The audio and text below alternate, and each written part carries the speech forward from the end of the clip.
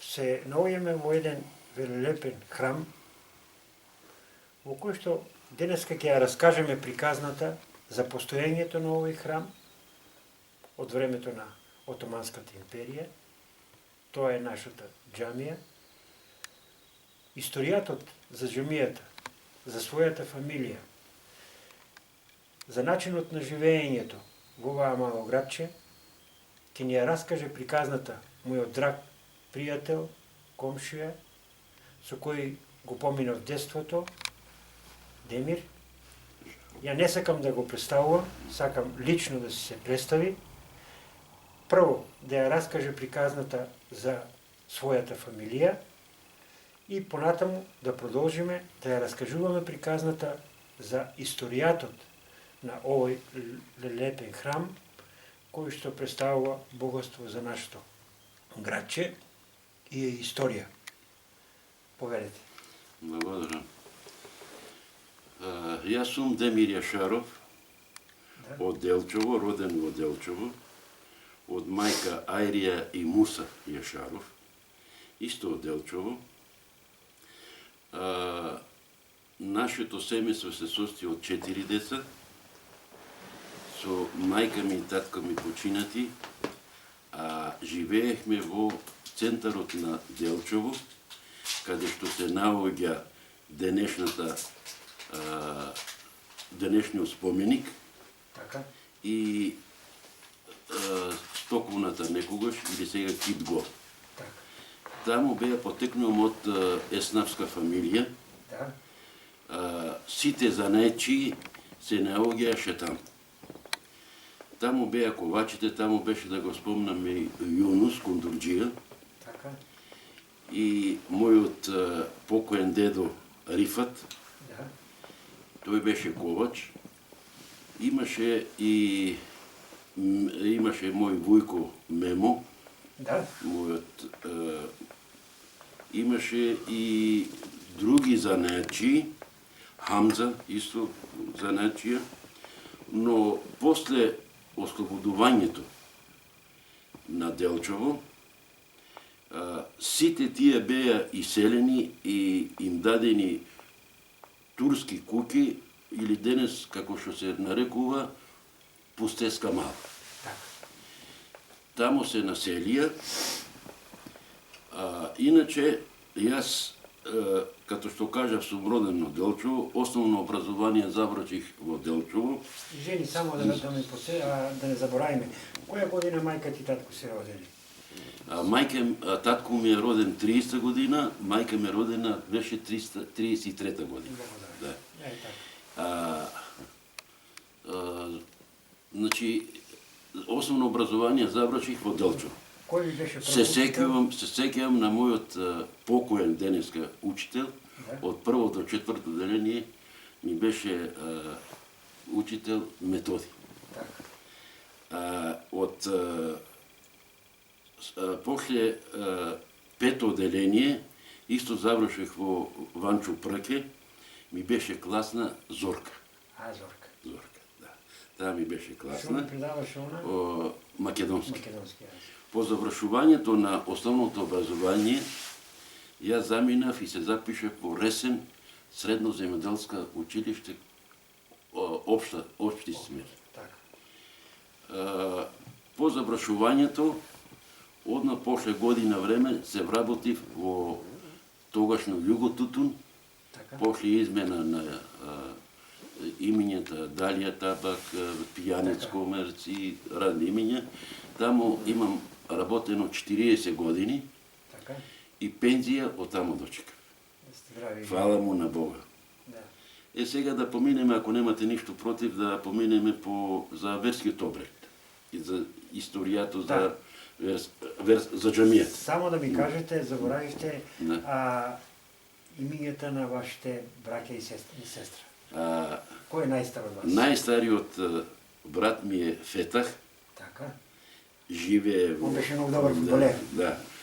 Беше во помладокот на Брегалница и после играше малку и во старите.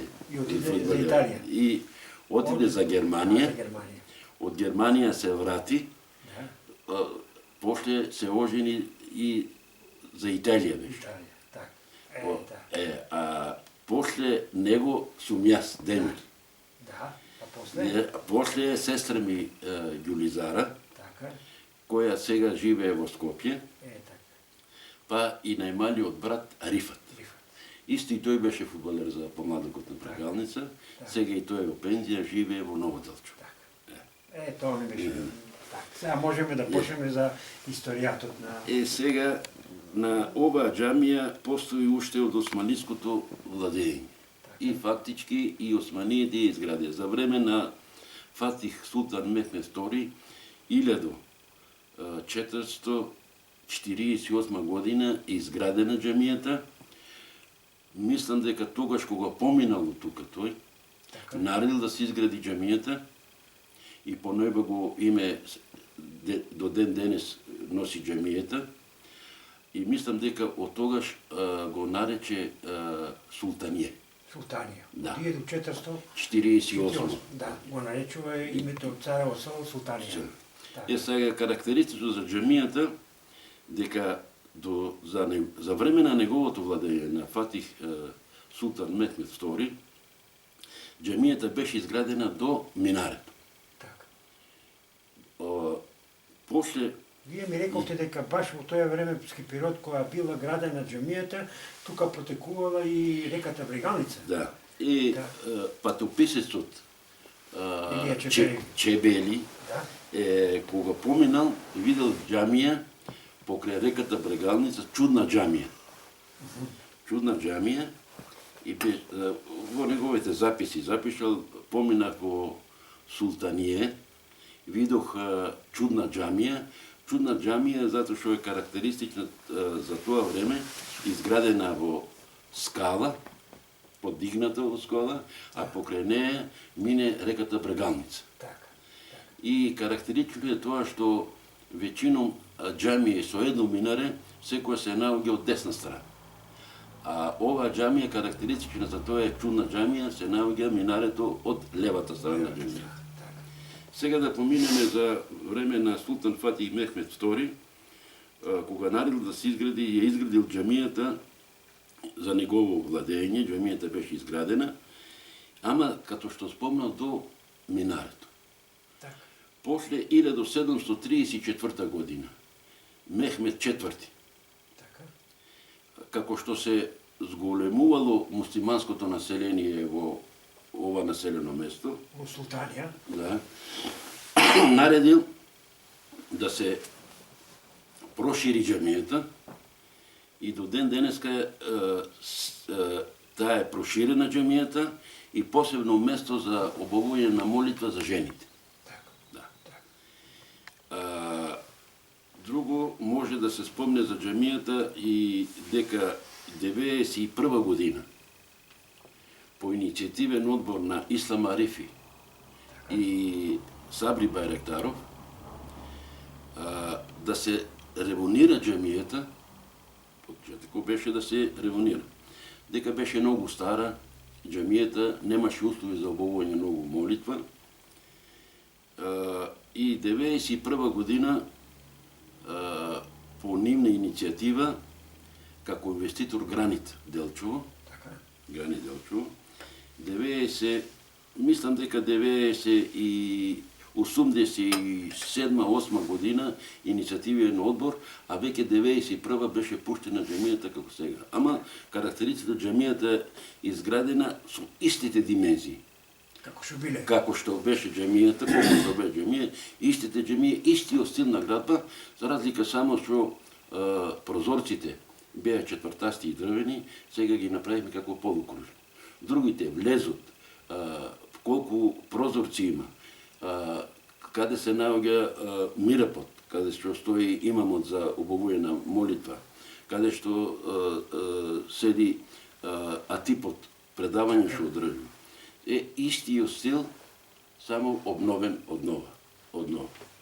И сега само, ако ми дозволите, за време на османиското владење, некаде покрај ослободувањето од османиското, со напуштањето на османиите, во џамијата имаше еден оџа кој го нарекува Тупе. Да. Тој, како и сите турци, некаде 55-56 година се исели Така. во Турција. Ама по некаде после 40 или можда и 50 години се врати од Турција на гости. На гости кај покојниот Јунус, Така. кондурџијата. Кондурџијата. И смртта го затече там. Да. Да. И беше погребан тука во муслиманските гробиште. Така. Да.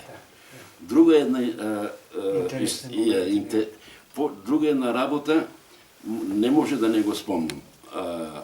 Реџе Поча Така. од Звегор. Сите кога се иселија, тој остана во Звегор. Некаде после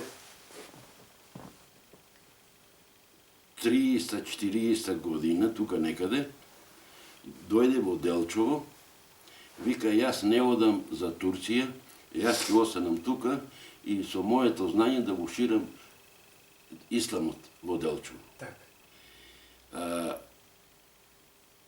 Тој немаше тука никој и никаде. Сите, целото муслиманско население го гледаше и го переше, го за храна му обезбедуваше и некаде мислам дека 75-та година почина после неговата смрт, мислам дека некаде 70-те години беше дојден Ислам Арифи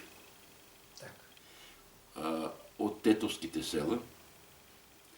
Ислам Арифи, додека работеше во Илинден како пекар и сладкар, Сеќавам се. Многу убаво. како пекар и сладкар работеше, додека работеше, доодеше на џамија, ама не толку активен.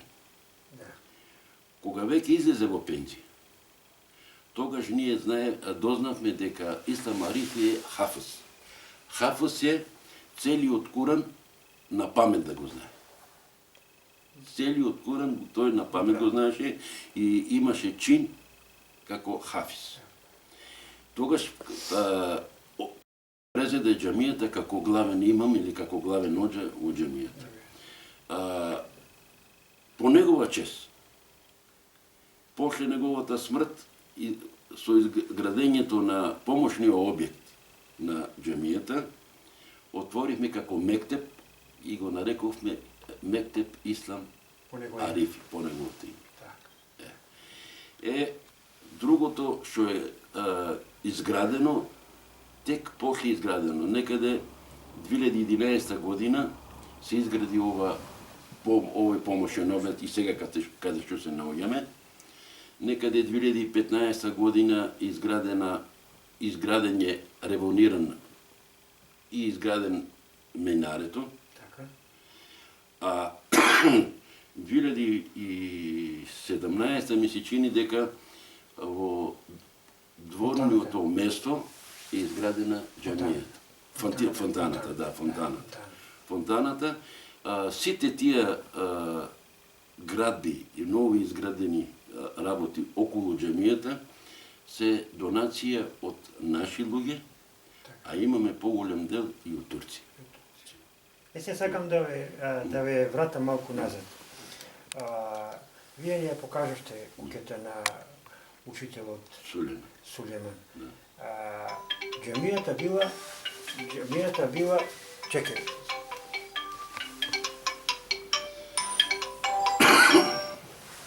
Ало. Не, снимам со снимателот ќе се јави. Ајде. Направи го на нечујно. На нечујно да не се слуша звук. Нема да се јави никој друг. Може да продолжите. Сакам да ви подсетам, читајќи историјата за овој велелепен објект,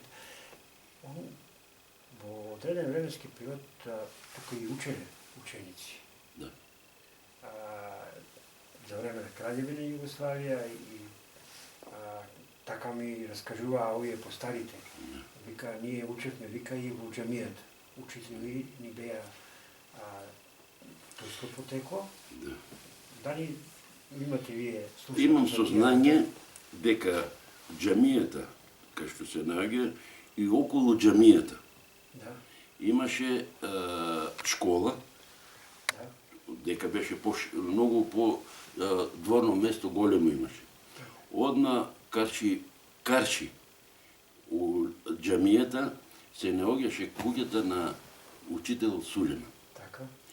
Сулеман ги учеше, мислам дека некаде од после османиското владење, Да, да. па некаде до 30, мислам дека и 40, зашто знам и мајка ми кажуваше дека не ја учел неа. Мислам дека и после 45 година некаде, тука некаде, и немаше, тој ги учел и муслиманските деца и македонските деца. Да.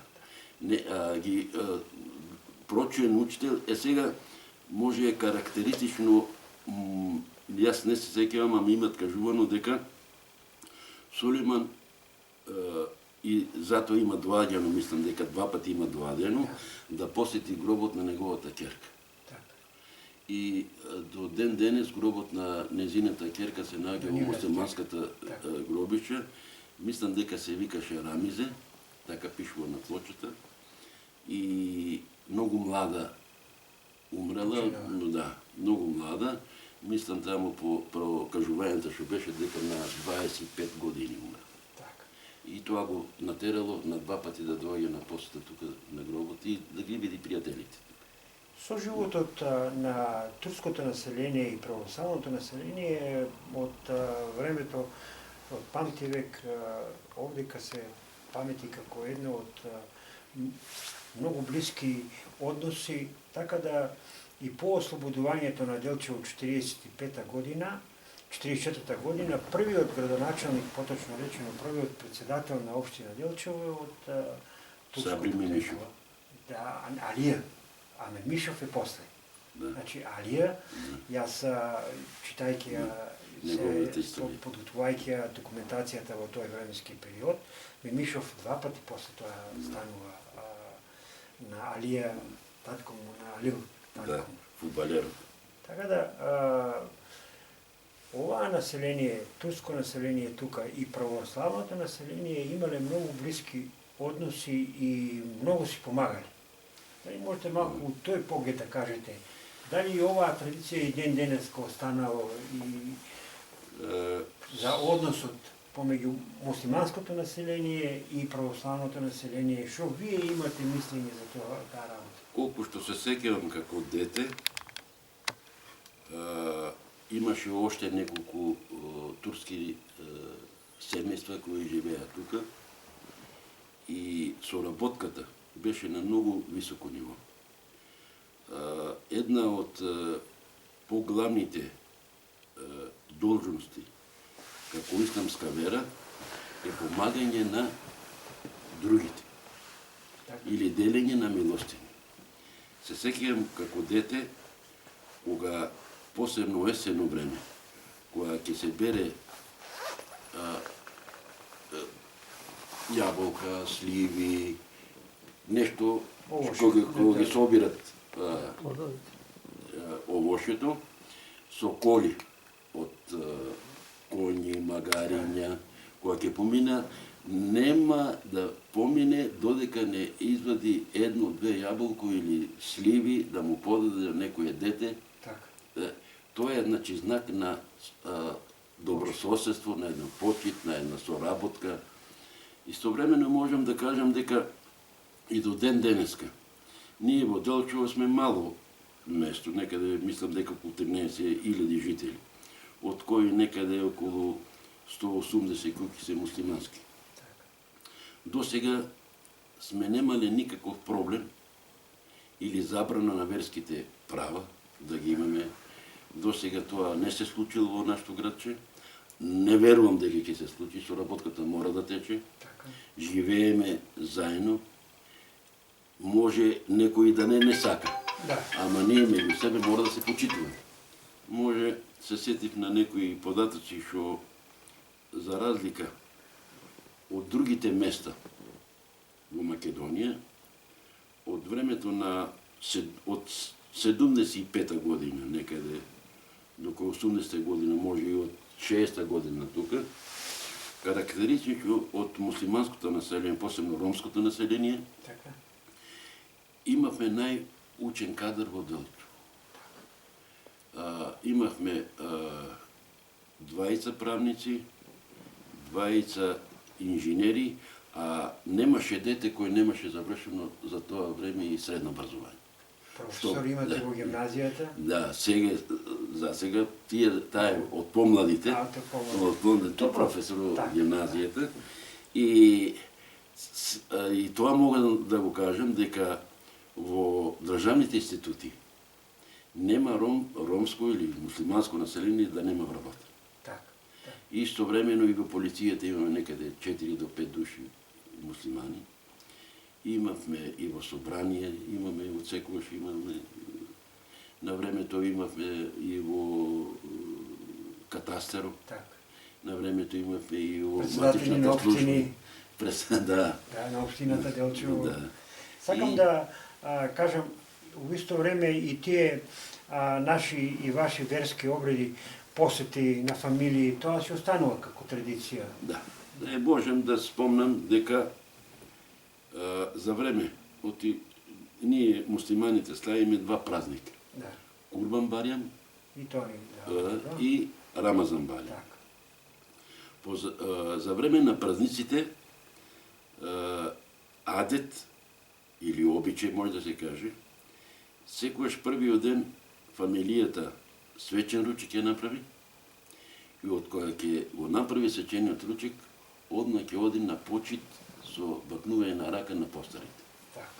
До ден денеска таа традиција останала Така. и помладите секогаш ги посетуваат постарите Така. дома, Да. да им израт едно почитување со бакнување на рака и да им честита празник. Празник. Истовремено Курбан Барјам, сега што представува на 16 сега 16. Курбан Барјам, традиција е кој е во можност да заколе курбан. Така. Ама курбанот што ќе го заколе обавезно е да дели милостиња на сиромашните. Така. Ќе си остави колку за едно до 2 јадења, а другото месо ќе го даде, ќе го подели на сиромашни и пријатели. И пријатели. И пријатели. Пријателите не морат само да бидат од муслиманска вероисповест, него може и од македонците и од христијаните да им се подаде една почит, да им се подаде месо на Да. комшии, на пријатели. А оно има и посети по куќите, доаѓаат Да, православни. истовремено Да. доаѓаат Да. пошли. На гости кај вас. Да. Обавезно имаме пријатели што имаме христијани или македонци, Комши, комши, пријатели. доаѓаат на посета, исто ни го честитат празникот, Празникот. како па и ние кога дојде Божич или Великден, па ние одиме и им Да. честитаме и ни подаруваат по едно јајце, црвено јајце, посебно Да. црвеното јајце, традиција останува. Ја имам прилика многу пати да идам во таков и муслимански куќи, ромски, не е битно, и баш богата трпеза и луѓето просто речено на масата се ќе изнесат и ти е чест што имаш прилика во такви моменти да седнеш да поразговараш, не е јадењето битно, Да, битно да. е што си направил чест на тие луѓе, што си отишол да ги посетиш на тој Комуникацијата. верски моменти. Комуникацијата, Комуникација. да, тоа е од секојаш била наша традиција тука, ние па јас малку го Да. посредите, ама гледам и помладите традициите си ја зачуват колку што може. Може да има некои измени малку ново време, модерно време, Да. но сепак традициите остануваат. За на крајот, Да. ви благодарам многу за што ви имате кажано. Ние секогаш го поставуваме ова прашање. Што би им препорачале на младите генерации од тоа, од вашето искуство, од начинот на живење?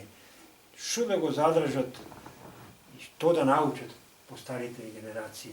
Од и времето се менува, гледате се што се случува во овој свет. Да. Во ова чудно време, помладите генерации имат некои други навики, други сваќања. Меѓутоа, јас би ги им препорачал на сите млади, без разлика од која националност, без разлика која вера. Така. Прво да бидат духовно и верски надоени. Така. А верата никош не учи злото да се зло. Да. Секојаш го учи човекот да биде добар, да биде хуман, да има соработка со секој, па дури на животите да биде милостив према животните. Тоа е моја единствена порака, зашто у сегашно време гледам дека младите некои имат други сваќања, меѓутоа треба малку верската, својата вера да зачува, а секој една вера учи на добро, а отврлува злото. Да. Благодарам многу. Да ја завршиме емисијата. Баш ми е драго што и овие стари документи на некој начин имаме прилика да ги покажеме пред нашите граѓани. Сепак историјата своето си го прави. Приказната беше многу убава и уште еднаш голема благодарност. Благодарам и да баш што не посетихте.